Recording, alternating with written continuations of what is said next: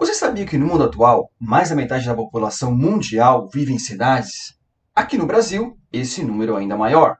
Segundo os dados do censo de 2010, organizado pelo IBGE, quase 85% da população brasileira vive em cidades. E você, vive em uma cidade ou na zona rural?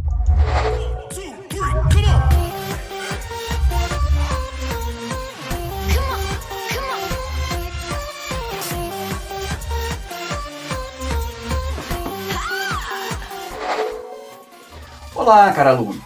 Hoje nós vamos falar sobre o uso dos espaços urbanos. Mas antes, não esqueça de dar aquele like e se inscrever no nosso canal. Vamos aos espaços urbanos? Os espaços urbanos proporcionaram às pessoas uma série de serviços e condições de habitações, que possibilitaram uma melhoria em suas vidas. Mas mesmo com essas melhorias, a vida na cidade é permeada de problemas. Esses problemas são geralmente do tamanho da cidade em que se habita.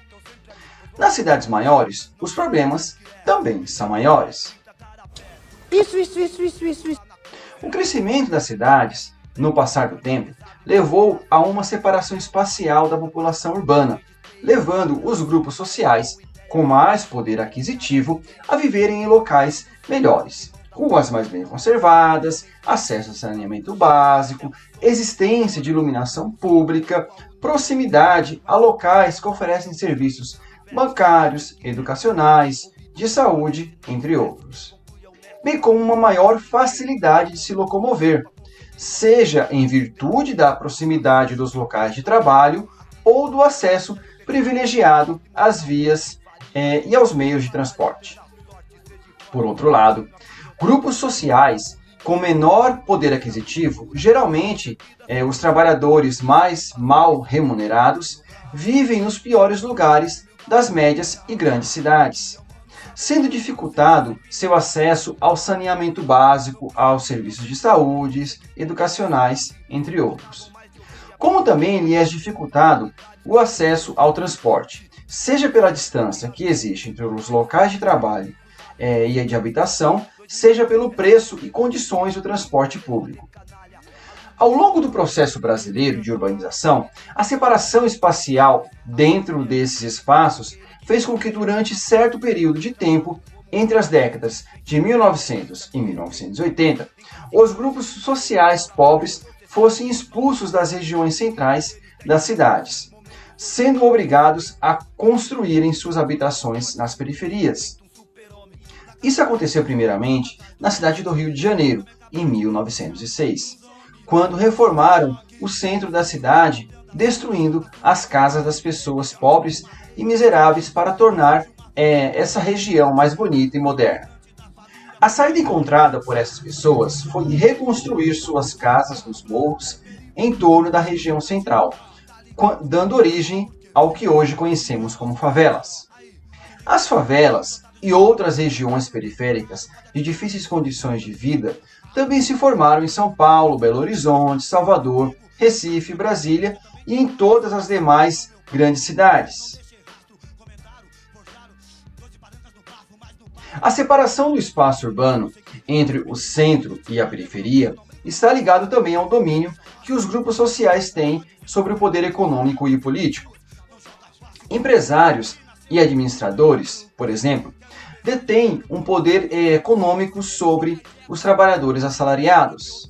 Conseguem ainda ter mais poder político por fazer com que seus candidatos sejam eleitos, utilizando para isso do poder econômico que detêm. Geralmente, os locais onde eles exercem esse poder localizam-se nos centros das cidades. Tanto prefeituras, câmaras de vereadores, palácios de governo, quanto federações de indústrias, grandes bancos, comércio e empresas de serviços estão no centro das cidades. Teatros, cinemas e salas de apresentações musicais também se localizam nessa região, o que a levou a ser durante muito tempo habitada pelos grupos sociais que detêm os poderes econômicos e políticos. Nas periferias habitam os que não detêm esse poder, e são estes os que trabalham nas regiões centrais, sendo obrigados diariamente a se deslocarem para essa região, eu geralmente utilizando aí o transporte público, retirando parte de seu salário para poder chegar a seu trabalho.